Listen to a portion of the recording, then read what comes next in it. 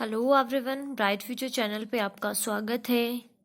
अगर आपने अभी तक हमारा चैनल सब्सक्राइब नहीं किया है तो आप हमारे चैनल को सब्सक्राइब करें, साथ में बेल आइकन को भी प्रेस करें, जिससे आने वाली न्यू वीडियो का नोटिफिकेशन आप तक पहुंच जाएगा। ओके, तो स्टूडेंट, जैसा कि आप सभी जानते हैं आपका सीटेट का एग्ज़ाम बहुत ज़्यादा नज़दीक है। मैंने आपको लास्ट क्लास में बोला था कि हम नेक्स्ट क्लास से प्रीवियस ईयर के एग्ज़ाम है जो सीटेट के वो सॉल्व करेंगे। तो आज की क्लास में मैं लेकर आई हूँ जुलाई 2019 का आपका सीटेट का एग्ज़ाम, प्रीवियस ईयर का पहले का एग्ज़ाम जो हो चुका है जुलाई 2019 में। तो आज हम ये सॉल्व करेंगे। सभी बच्चे ध्यान से देखेंगे। आप सभी को पता है प्रीवियस ईयर के क्वेश्चन पेपर सॉल्व करना कितना ज़रूरी है, जिससे आपकी प्रैक्टिस हो जाती है। इसमें सभी कंसेप्ट है वो क्वेश्चन की फॉर्म में होते हैं। आपके पास 4 ऑप्शन होते हैं, आपको उनमें से कोई एक ऑप्शन जो करेक्ट है वो चूज़ करना होता है। तो आज बात करेंगे हम पेडागोजी की, चाइल्ड डेवलपमेंट एंड पेडागोजी, बाल विकास व शिक्षा शास्त्र। ओके, तो सबसे पहला क्वेश्चन है हमारा, ध्यान से देखेंगे आप सभी ऑप्शंस को, ध्यान से क्वेश्चन को देखेंगे। पहला क्वेश्चन क्या कह रहा है हमारा, जीन पियाजे के अनुसार बच्चे, जीन पियाजे हमारे एक मनोवैज्ञानिक हैं, उनके अनुसार क्या पॉइंट ठीक है बच्चों के बारे में वो हमें देखना है। ठीक है, तो सबसे पहला पॉइंट है हमारा, ज्ञान को सक्रिय रूप से संरचित करते हैं जैसे जैसे वे दुनिया में व्यवहार कौशल का प्रयोग करते तथा अन्वेषण करते हैं। सबसे पहले आपको जीन पियाजे के बारे में पता होना चाहिए कि जो जीन पियाजे हैं उनका संज्ञानात्मक विकास का सिद्धांत है जो ज्ञान से संबंधित है।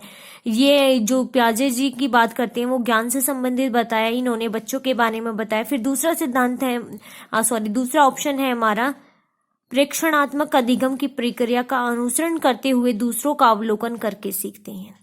यानी कि जीन पियाजे पहले पॉइंट में क्या कहा है कि जो ज्ञान है वो सक्रिय रूप से होता है हमारा, एक्टिव होकर बच्चे सीखते हैं। जो दुनिया में व्यवहार में कौशल है उनको किस प्रकार से एनालाइज करना है, क्या प्रयोग करना है, वो सब हम ज्ञान के द्वारा सीखते हैं। दूसरा पॉइंट क्या कहता है हमारा, सेकेंड पॉइंट क्या कह रहा है, जो हमारा प्रेक्षणात्मक अधिगम है वो प्रक्रिया का अनुसरण करता है, कि यानी कि जो भी हमारी प्रोसेस है, जो भी हम ऑब्जर्व करते हैं वो हमारी ऑब्जर्वेशन लर्निंग होती है। ओके, थर्ड पॉइंट हमारा क्या कह रहा है कि यह बच्चों को उद्दीपन अनुक्रिया संबंधों के सावधानीपूर्ण नियंत्रण के द्वारा एक विशेष तरीके से व्यवहार करने के लिए अनुबंधित किया जा सकता है। इसमें क्या बताया गया है, जो हमारे स्टिमुलस कंडीशनिंग होती है उसका बच्चे पर इफेक्ट पड़ता है। फिर थर्ड है, लास्ट है हमारा, कि बच्चों को पुरस्कार और दंड के सिद्धांत का प्रयोग करके विशिष्ट तरीके से व्यवहार करने और सीखने पर सिखाया जाता है। ये हमारा बिल्कुल नहीं होगा, क्योंकि ये हमारा आ जाएगा फीडबैक में, रिइंफोर्समेंट में आता है हमारा दंड देना या फिर कोई पुरस्कार देना। थर्ड पॉइंट है हमारा जिसमें स्टिमुलस कंडीशनिंग के बारे में, ये हमारा इसके अंदर नहीं है, ये हमारा बिहेवियरिज्म थ्योरी के अंदर आता है, तो ये भी ऑप्शन नहीं होगा हमारा। फिर है हमारा प्रेक्षणात्मक अधिगम, ऑब्जर्विंग लर्निंग भी नहीं बताई, ये ज्ञान से संबंधित है। ज्ञान का इसमें सिर्फ एक ही पॉइंट दिया गया है 1, तो इसका करेक्ट ऑप्शन क्या होगा हमारा 1। जीन पियाजे के अनुसार जो बच्चे हैं वो ज्ञान को सक्रिय रूप से एक्टिव होकर सीखते हैं जैसे जैसे वे दुनिया में व्यवहार कौशल का प्रयोग करते तथा अन्वेषण करते, तो इसका फर्स्ट पॉइंट करेक्ट है। उसके बाद है सेकंड ऑप्शन है हमारा, सेकंड क्वेश्चन है, चालक विकास की दर में व्यक्तिगत विविधताएं होती हैं, फिर भी चालक विकास का क्रम डैश से डैश तक है। यहाँ पे इसकी डेवलपमेंट है उसकी दर की बात की गई है, उसकी जो रेट है वो किस प्रकार ली जाती है। आप सभी को पता है कि हमारे अंदर इंडिविजुअली वेरिएशंस पाए जाते हैं, फिर भी जो विकास है, जो हमारा डेवलपमेंट होता है वो एक ही क्रम में होता है। उसका क्रम क्या है, शीर्षगामी अधोगामी। शीर्षगामी क्या होता है, यानी कि सिर से पैर तक, ऊपर से नीचे, इस तरह एडी से चोटी तक, ये उल्टा दिया गया है। थर्ड ऑप्शन में हमें क्या बताया गया है कि ये हमारा स्थूल से सूक्ष्म की तरफ जाता है। स्थूल अपरिष्कृत बोलते हैं, सूक्ष्म को परिष्कृत बोलते हैं। स्थूल होती हैं हमारी ग्रॉस मोटर डेवलपमेंट स्किल्स, और सूक्ष्म क्या होती हैं हमारी फाइन मोटर स्किल्स होती हैं। आपने पढ़ा भी होगा साइकोलॉजी के अंदर, जो हमारे ग्रॉस फाइन स्किल होती है, ग्रॉस मोटर डेवलपमेंट की स्किल्स होती है, उसके अंदर क्या होता है, इसमें हमारे हाथ पैर से संबंधित जो भी है वो आ जाती है। लेकिन सूक्ष्म के अंदर क्या होता है, बहुत सूक्ष्म यानी कि छोटा, जिसके अंदर हमारा आईज एंड हैंड कोऑर्डिनेशन होता है। छोटे से छोटा काम बहुत ध्यान से किया जाता है। यानी कि सबसे पहले बच्चे का विकास कैसे होगा, उसकी नॉर्मल जो एक्टिविटीज है उनसे होगा, जैसे कि उसने चलना सीखा, खड़ा होना सीखा, साइकिलिंग की, वो सब इसमें आ जाएगा। लेकिन सूक्ष्म चीजें है वो बाद में सीख पाता है, छोटी छोटी चीजें। पहले वो नॉर्मली चीजें सीखता है, फिर उनके बीच में डिफरेंशिएट करना सीख जाता है, वो उनका अंतर करना सीख जाता है, उसको पता लग जाता है। फिर वो आंख और हाथ में कोऑर्डिनेट करके लिखना सीखता है। पहले वो नॉर्मली बोलना सीख जाएगा, जो हमारा स्थूल में आ जाएगा, फिर सूक्ष्म में वो लिखना सीख जाएगा। ठीक है, तो इसका आंसर है हमारा थर्ड ही हमारा आंसर है इसका। ठीक है, फिर नेक्स्ट क्वेश्चन है हमारा, वह अवधि जो वयस्कता के संक्रमण की पहल करती है उसे क्या कहती है? आंसर ही हमारा क्वेश्चन में, वयस्कता क्या होती है, यानी कि अडल्टहुड। अडल्ट को किस अवस्था में आता है हमारा? किशोरावस्था, मध्य बाल्यावस्था, पूर्व क्रियात्मक अवधि, बाल्यावस्था की समाप्ति। ये आता है हमारा किशोरावस्था, एडोलसेंस पीरियड में। तो इसका आंसर क्या हुआ? किशोरावस्था, एडोलसेंस पीरियड। ओके, फिर है हमारा क्वेश्चन नंबर 4। क्वेश्चन नंबर 4 में क्या कहा गया है, ध्यान से देखेंगे। एक बच्चा तर्क प्रस्तुत करता है कि हिंज को दवाई की चोरी नहीं करनी चाहिए। आपने ये कहानी पढ़ी होगी, थ्योरी, जिसमें हिंज ने दवाई की चोरी की थी। किस लिए? वह दवाई जो उसकी पत्नी की जान बचाने के लिए जरूरी है, क्योंकि यदि वह ऐसा करता है तो उसे पकड़ा जाएगा और जेल भेज दिया जाएगा। कोहलबर्ग के अनुसार वह बच्चा नैतिक समझ के किस अवस्था के अंतर्गत आता है? जो हमारी नैतिक अवस्था का सिद्धांत है, नैतिक मूल्य है, वो कोहलबर्ग ने दिया है। कोहलबर्ग का सिद्धांत है नैतिक समझ से संबंधित। तो इसमें क्या कहा गया है, इसमें हमारा हिंज वाली सिचुएशन दी गई है कि अगर उसने दवाई की चोरी नहीं करनी चाहिए थी। क्यों? क्योंकि वो अपनी बीवी को बचाना चाहता था, अपनी वाइफ को, उसके लिए उसने चोरी करनी पड़ी। लेकिन अगर वो ऐसा करता है तो उसे कौन पकड़ लेगा? पुलिस पकड़ लेगी और जेल में डाल देगी। तो इससे हमें क्या समझ आता है, बच्चा क्या सीखेगा इससे? बच्चे में नैतिक समझ की कौन सी अवस्था डेवलप होती है? यंत्रीय उद्देश्य अभिविन्यास, यानी कि जो हमारे इंस्ट्रूमेंटल पर्पस है ये होता है ओरिएंट, या फिर सामाजिक क्रम नियंत्रक अभिविन्यास यानी कि सोशल ऑर्डर मेंटेनेंस आता है, या फिर बच्चे में दंड और आज्ञा पालन का आता है, फिर या सार्वभौमिक नैतिक सिद्धांत अभिविन्यास पता चलता है। बच्चे को इसमें दंड और आज्ञा पालन, क्योंकि अगर वो गलत करेगा तो उसे पनिशमेंट मिलेगी, अगर वो कहा मानेगा, ओबीडेंस करेगा, तो उसके लिए वो पुरस्कार का काम करेगा। तो यहाँ पे उसके नैतिक मूल्य की यही समझ आती, क्योंकि इसमें वो चोरी करता है तो उसे जेल भेज दिया जाता है, तो उसे दंड और आज्ञा पालन अभिविन्यास के बारे में पता चलता है। नेक्स्ट है हमारा क्वेश्चन नंबर 5। मौखिक संवाद जो बच्चे अपने आप से करते हैं उन्हें लेव वाइगोत्स्की क्या कहते हैं? सबसे पहले जब भी वाइगोत्स्की की बात आती है वो हमें कौन सा सिद्धांत देते हैं? सामाजिक सांस्कृतिक का सिद्धांत दिया है इन्होंने। तो जब भी बच्चा संवाद करता है, किससे? अपने आप से करता है, तो वो हमारी आती है प्राइवेट स्पीच आती है हमारी, जो जिसे हम हिंदी में कहते हैं व्यक्तिगत वार्ता, यानी खुद अपने आप से बात करना हमारी प्राइवेट स्पीच होती है, जिसे व्यक्तिगत वार्ता कहा जाता है। तो लेव वाइगोत्स्की ने उन्हें व्यक्तिगत वार्ता कहा। नेक्स्ट क्वेश्चन है क्वेश्चन नंबर 6। खिलौने, पहनावे की वस्तुएं, घरेलू सामग्रियां, व्यवसायों एवं रंगों की विशिष्ट लिंग के साथ संबंधित करना क्या प्रदर्शित करता है? विकसित जेंडर पहचान, जेंडर रूढ़िवादिता, जेंडर सिद्धांत, या फिर जेंडर प्रासंगिकता। यानी कि जो ये बताया गया है कि किस खिलौने से कौन खेलेगा, पहनावा है कि लड़कियां सूट डालेंगे, साड़ी डालेंगे, लड़के पैंट पहनेंगे, या फिर घर का काम लड़कियां करेंगी, बाहर का लड़के संभालेंगे। रंगों की विशिष्टता कि जैसे कि पिंक कलर है वो गर्ल्स का ही फेवरेट होता है। ये सब हमारी लिंग को लेकर ये क्या दर्शाता है? ये सब बातें ये हमें क्या आइडेंटिफाई करवाता है जेंडर को, या फिर हमारे स्टीरियोटाइपिंग के बारे में बताता है, या फिर ये जेंडर थ्योरी है, या फिर जेंडर से रिलेवेंस करता है हमें? ये हमारी रूढ़िवादिता है। समाज में जो जेंडर की रूढ़िवादिता है, स्टीरियोटाइपिंग कहा जाता है जिसे, वो हमें डिफरेंशिएट करता है, अलग अलग करता है लिंग को, यानी लड़के और लड़कियों में भेद, जिसमें खिलौने, पहनावे कि ये लड़के करेंगे ये लड़कियां करेंगी, वो अलग से आइडेंटिफाई करता है। तो इसका आंसर क्या हुआ? 2, जेंडर रूढ़िवादिता। ओके, नेक्स्ट है 7th क्वेश्चन। एक प्रारंभिक कक्षा कक्ष में एक बच्ची अपने साथ जो अनुभव लाती है, इसमें क्या कहा गया है? जो एलिमेंट्री क्लासरूम होते हैं उनके अंदर जो बच्चे हैं वो अपने साथ जो एक्सपीरियंस लाते हैं, जो उनके एक्सपीरियंस हैं, वो क्या करेंगे? हमें उन्हें अस्वीकार करना चाहिए, यानी कि हमें उन्हें कोई वैल्यू ही नहीं देनी चाहिए, उसकी उपेक्षा करनी चाहिए, नेगलेक्ट कर देना चाहिए, मतलब कि ये सही नहीं है, या फिर उन पर ध्यान ही नहीं देना चाहिए, इग्नोर कर देंगे हम उसे, या फिर उन्हें शामिल कर उनका संचय करना चाहिए। अगर बच्चे का कोई एक्सपीरियंस है, वो अपनी क्लास में डिस्कस करती है अपने एक्सपीरियंस को, हमें उसे शामिल करना चाहिए, उसे उस बिल्डअप करना चाहिए कि हाँ आपने बहुत अच्छा किया है, उसके हमें सही और गलत दोनों पक्षों को समझाएंगे। तो इसका सही आंसर क्या हुआ, फोर्थ हुआ कि उन्हें शामिल करके उनका संचय करना चाहिए। ओके, नेक्स्ट है हमारा क्वेश्चन नंबर 8। क्वेश्चन नंबर 8 क्या कहता है हमारा 8th क्वेश्चन क्या कहता है कि एक शिक्षक को चाहिए कि एक टीचर है वो क्या चाहिए, यानी कि आप एक टीचर हैं तो आपको क्या करना चाहिए। हमें 4 ऑप्शन दिए गए, कौन सा आपके लिए ज्यादा उचित है, कौन सा ऑप्शन ज्यादा सही है।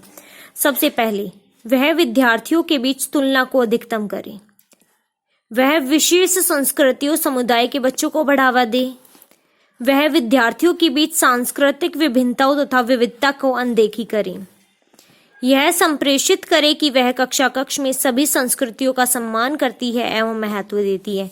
आप एक टीचर हैं, क्लास में आप बच्चों के बीच में कंपैरिजन करेंगे कि वह ज्यादा अच्छा कर रहा है बच्चा, आप कुछ नहीं कर सकते, ऐसा करना चाहिए आपको नहीं, इट्स रॉन्ग।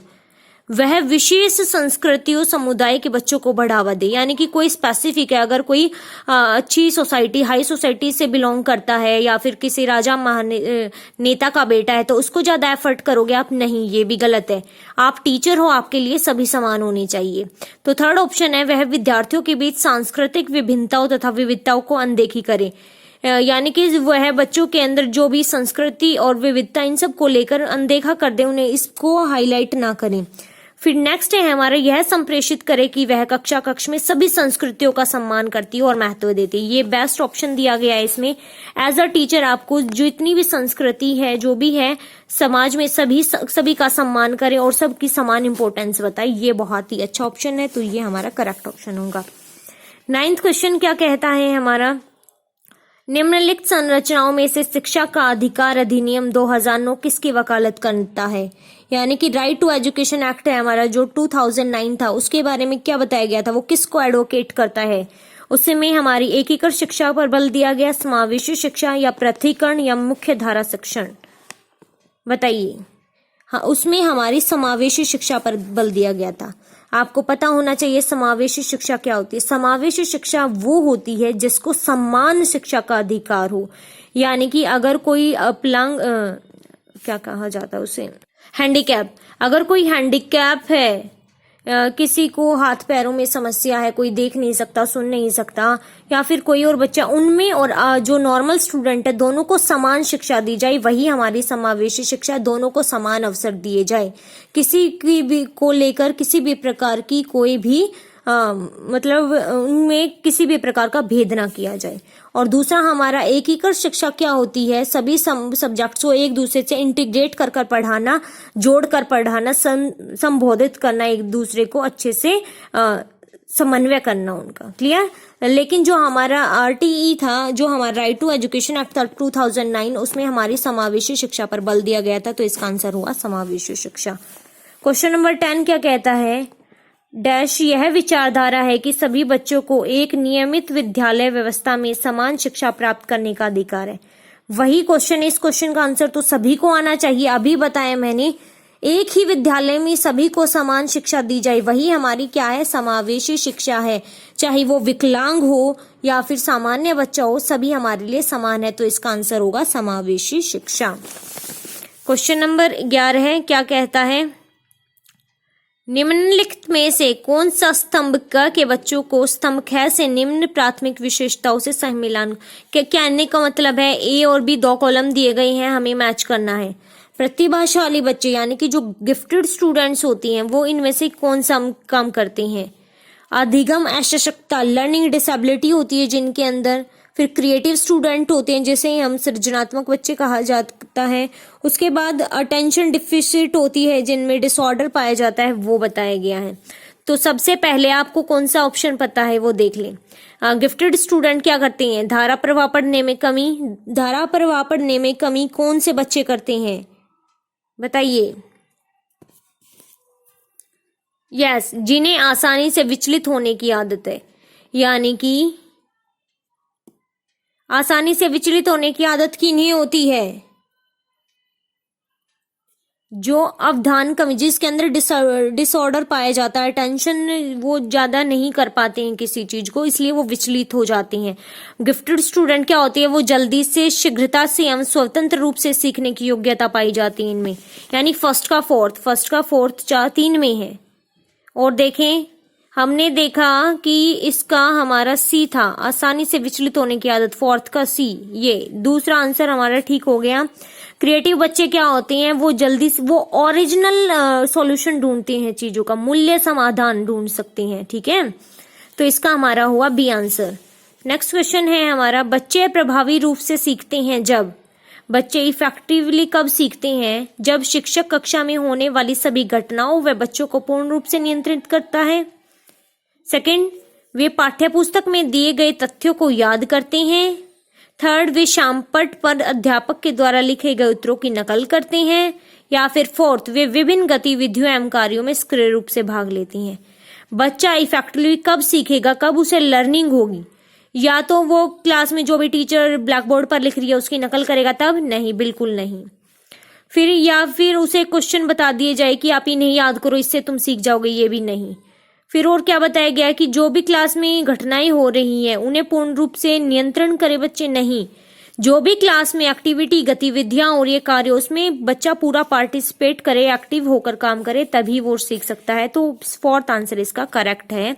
ठीक है, नेक्स्ट है हमारा 13th क्वेश्चन, बच्चों को कक्षा में प्रश्न पूछने के लिए प्रेरित करना चाहिए, पूछने के लिए हतोत्साहित करना चाहिए, पूछने की अनुमति नहीं देनी चाहिए, या पूछने से रोकना चाहिए। आप सभी को पता है इसका आंसर, तो पूछने के लिए प्रेरित करना चाहिए। उसके बाद है 14th क्वेश्चन, निम्नलिखित में से कौन सी एक मुख्य प्रक्रिया नहीं है। सबसे पहले क्वेश्चन पर फोकस करें, इसमें क्या कहा गया है, नहीं। ये बात ध्यान से सुनिए, यानी कि पहले जो सही ऑप्शन है वो अलग कर लेंगे, जो गलत बचा वही आंसर होगा। जिसके द्वारा सार्थक अधिगम घटित होता है, सार्थक अधिगम यानी कि मीनिंगफुल लर्निंग मिलती है, जिससे हमें वो बताना है। मीनिंगफुल लर्निंग की जो प्रोसेस नहीं है वो हमारा आंसर होगा। सबसे पहले कंठस्थीकरण एवं स्मरण, यानी कि मेमोराइजेशन और रिकॉल करना, चीजों को याद करना, उन्हें रिवाइज करना। पुनरावृत्ति और अभ्यास, एक्सरसाइज करना, रिपीटिशन करना, चीजों का निर्देश एवं संचालन करना, इंस्ट्रक्शंस और डायरेक्शंस देना। या फिर अन्वेषण एवं पारस्परिक प्रक्रियाएं, एक्सप्लोरेशन और इंटरेक्शन करना, नहीं है। अन्वेषण और इंटरेक्शन करना इसका सही ऑप्शन आएगा। ठीक है, नेक्स्ट है हमारा क्वेश्चन नंबर 15। आपको पता है सीटेट में 13 नंबर की हमारी साइकोलॉजी आती है। 15th क्वेश्चन में आ चुके हैं हम। जब शिक्षक को विद्यार्थियों एवं उनकी योग्यताओं के बारे में सकारात्मक विश्वास होता है, तब विद्यार्थी, क्वेश्चन ध्यान से सुनेंगे क्या कह रही हैं। जो भी हमारा टीचर है, शिक्षक को जो स्टूडेंट है उनकी योग्यता, जो उनकी एबिलिटी है, उनके बारे में सकारात्मक यानी कि पॉजिटिव ट्रस्ट होता है, तो विद्यार्थी सीखने के लिए उत्सुक एवं प्रेरित रहते हैं, निश्चिंत हो जाते हैं तथा सीखने के लिए किसी भी तरह का प्रयास करना बंद कर देते हैं। विद्यार्थी का उत्साह भंग हो जाता है तथा वे दबाव में आ जाते हैं, किसी भी रूप में प्रभाव नहीं होते। आप एक स्टूडेंट है, ठीक है, आपका टीचर अगर आपकी तारीफ करता है, आप बहुत अच्छा कर रही हैं और अच्छा कर सकती हैं, तो आप उसको करने, आपको वो टीचर बहुत अच्छा लगने लगता है, आप उसकी कही हुई हर बात मानती हैं, उस कुछ सीखने के लिए उत्सुक और प्रेरित रहते हैं। तो ये इसका आंसर ठीक है। अगर टीचर कोई आपके ट्रस्ट को समझे नहीं, आपके पॉजिटिवनेस को नहीं देखे, तो उससे आप प्रयास करना बंद कर देंगे, उत्साह भंग हो जाए, ऐसा कुछ नहीं होता है, वो सीखने के लिए प्रेरित हो जाती हैं। ओके, तो ये हो गए आज के हमारे 15 क्वेश्चन साइकोलॉजी का, जो हम लास्ट ईयर का जुलाई 2019 का क्वेश्चन पेपर कर रही हैं। साइकोलॉजी में 30 क्वेश्चन आते हैं, हमारे 15 क्वेश्चन हम सॉल्व कर चुके हैं पूरे डिस्कशन के साथ कि इसका ऑप्शन ये आंसर क्यों है। और नेक्स्ट क्लास में हम पूरे 30 करेंगे। होपफुल आपको आज की वीडियो अच्छी लगी। अगर अच्छी लगी तो लाइक शेयर सब्सक्राइब करना ना भूलें, अधिक से अधिक शेयर करें। Okay, thank you.